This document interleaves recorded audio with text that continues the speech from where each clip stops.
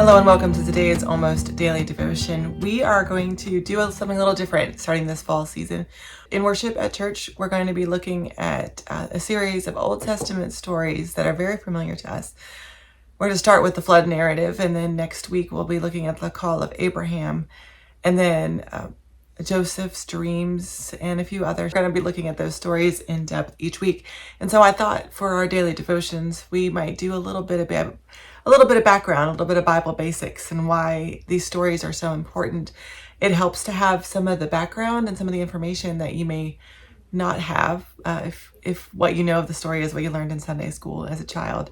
So I hope these are helpful to you. I'll try to have a little nugget in each video explaining the theological value, why it's important for you to know that information. That's the plan for the next couple of weeks, and you can let me know in the comments if that works for you, if you like that.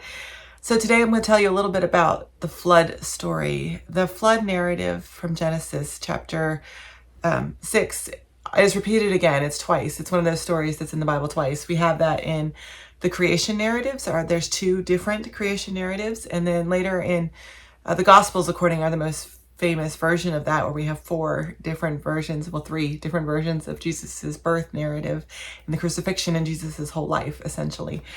It's sort of a long form version of what's happening in these chapters in Genesis. And there's a couple theories about why we have that. Now, if you grew up in a more conservative tradition, you probably heard that Moses wrote the first 5 books of the Bible, that Moses sat down at some point in his life and wrote the books. And so they're called the Mosaic history, and we received them from Moses. And so all 5 of the first books, Genesis, Exodus, Leviticus, Numbers, Deuteronomy, all 5 of those were written by the hand of Moses. But there's some problems with that. One of those problems is that Moses dies in one of the books. The very last book, Moses dies. And also, a lot of the story happens before Moses. There's several hundred years before Moses comes onto the scene in Genesis. So how did he learn those stories? Somewhere along the way, somebody had to tell him the stories, even if he did write 1 or 2 or 3 or 4 or all 5 of the books.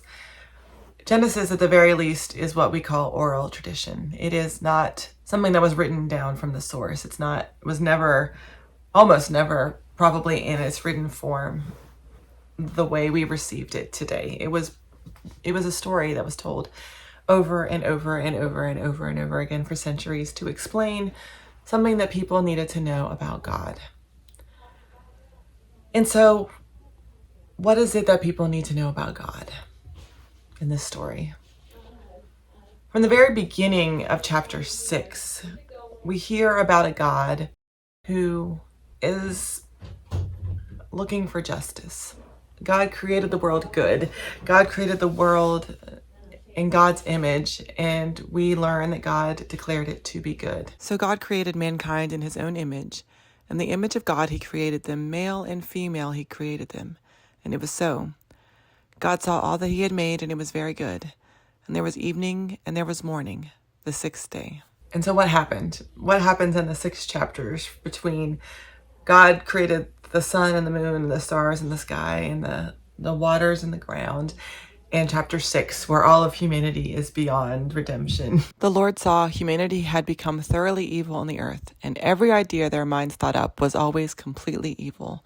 The Lord regretted making human beings on the earth, and he was heartbroken. And what really happens is more complicated than just that Eve and Adam ate the apple or pomegranate. The real story is that human beings from the beginning of creation have wanted to be God. We have wanted to be in control, in charge. We have wanted to be able to decide what is good, what is valuable, what is right, what is godlike. We've wanted to have knowledge that is beyond our control, beyond what we as humans can do.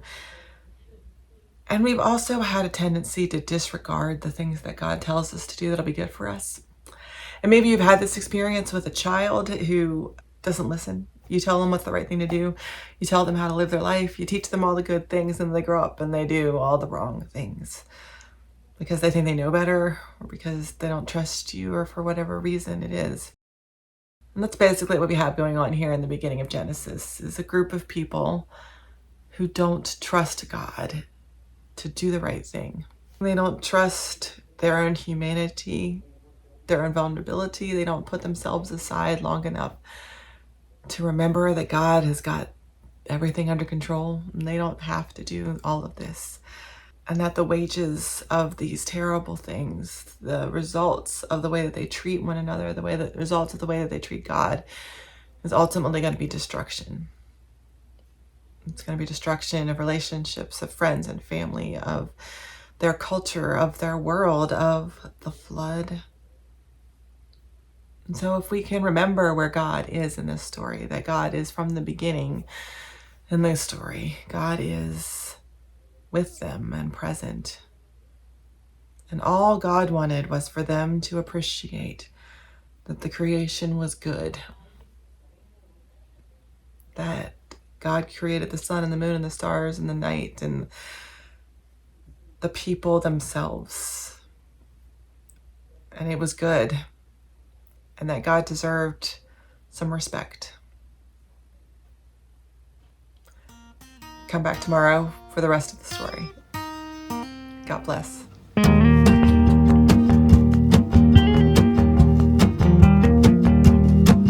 There's a place I know for certain I will someday see when I lay down my